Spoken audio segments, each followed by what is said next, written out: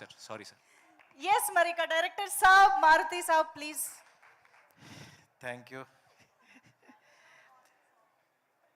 అందరికి ఆకలేసే టైంలో నాకు మైక్ ఇస్తారు ఎప్పుడు. కడుపు నింపుతారు. ఆడేమో ఈడెంతసేపు మాట్లాడతాడరా బాబు అని అనుకుంటారు, కానీ పాపం వినాలనుకుంటారు ఏదో రెస్పెక్ట్ మీద. నా డైలాగ్ మీరు వినలేదు, మీ మాటలతో మా కడుపు నింపుతారని.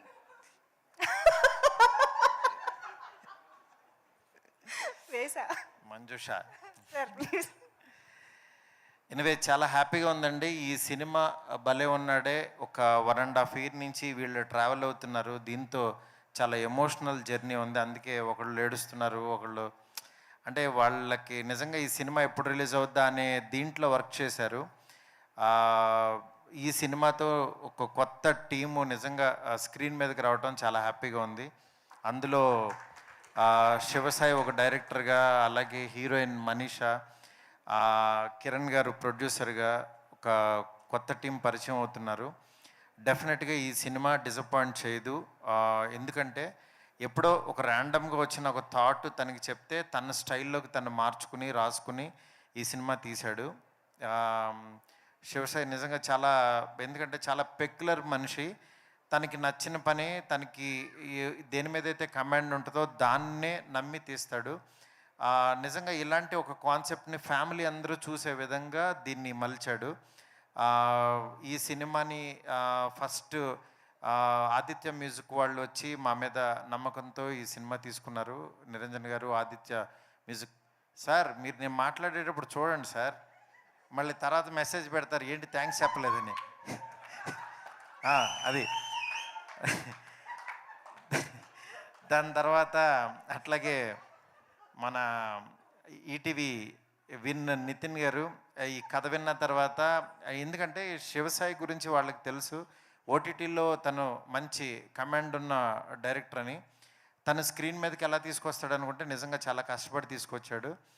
అట్లాగే ఈ సినిమాని ఎక్కడా కాంప్రమైజ్ అవ్వకుండా నిజంగా ఎంత ఇదైనా సరే కష్టపడి తీసిన రవికిరణ్ ఆర్ట్స్ రవి గారు, అట్లాగే కిరణ్ గారు ప్రొడ్యూసర్స్ ఇద్దరూ కూడా చాలా బాగా చేశారు. ఈ సినిమా నేను నిజంగా టైం అంటే జస్ట్ సలహాలు ఇచ్చి ఇట్లా ఇట్లా చేయండి అని చెప్పాను, కానీ మొత్తం కష్టపడిందంతా టీమే. దీంట్లో మెయిన్ 1 మ్యాన్ షో లాగా మా గోవిందరాజు గారు భుజం మీద వేసుకుని అందరిని మోటివేట్ చేసుకుంటూ చాలా కష్టపడి ఈ సినిమా నమ్మి వెళ్ళాడు. గోవిందరాజు గారు ఎక్కడా సార్? మీతో నా జర్నీ ఎప్పటికీ అలా ఉంటుంది సార్. నిజంగా మంచి టీం అండి వీళ్ళందరూ ఇంత కష్టపడినందుకు డెఫినెట్గా చాలా ఈ సినిమా హిట్ అయ్యి మీరందరూ బ్లెస్ చేస్తారని కోరుకుంటున్నాను. ఈ సినిమాలో సాంగ్స్ కానీ మ్యూజిక్ కానీ, అట్లాగే డైలాగ్స్ కానీ, ఎంటర్టైన్మెంట్ కానీ, ఎమోషన్స్ అన్నీ ప్రాపర్గా పక్కగా మంచి టైంకి ఒక మంచి మెసేజ్ లాగా కూడా ఉంటుంది. At the same time present జనరేషన్లో ఇది ప్రాబ్లం ఉంది. ఈ ప్రాబ్లమ్ని చాలా ఫ్యామిలీ అందరూ చూసే విధంగా తిను నిజంగా బాగా చేశాడు. నాగేష్ గారు అట్లాగే చాలా బాగా చూపించారు. టీం అందరి గురించి ఇంకా చెప్పేదేం లేదు, అందరూ డైరెక్షన్ డిపార్ట్మెంట్ అందరూ బాగా చేశారు. ఆడియన్స్ అందరికీ చాలా చాలా థ్యాంక్స్ చెప్తున్నాను. ఎందుకంటే ఇలాంటి సినిమాని ఎంకరేజ్ చేయండి. ఎంకరేజ్ చేస్తేనే ఒక కొత్త టీం ఇది ఉంటుంది.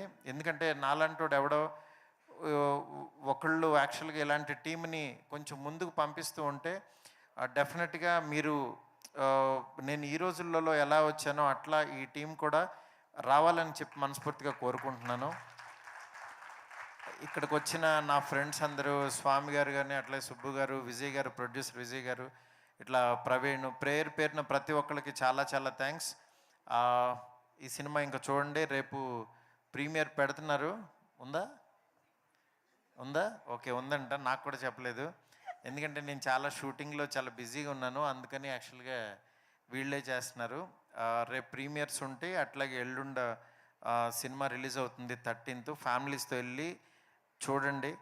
పాపం రాజు పాపం రాజేం కాదు, అంటే సినిమాల్లో ఎన్ని ట్విస్టులు ఉన్నాయో నిజ జీవితంలో కూడా అన్నీ ఉన్నాయి. అన్నీ క్యారీ చేయకుండా సినిమాని ప్రొఫెషనల్గా కష్టపడి చేసినందుకు టీం అందరిని ఎంకరేజ్ చేయండి. Thank you so much. Thanks everyone. Thank you so much Maruthi గారు. ఓవైపు పాన్ ఇండియా స్టార్తో సినిమా చేస్తూ కూడా ఇలాంటి మంచి సినిమాల్ని కూడా మాకు సపోర్ట్ చేసి అందిస్తున్నందుకు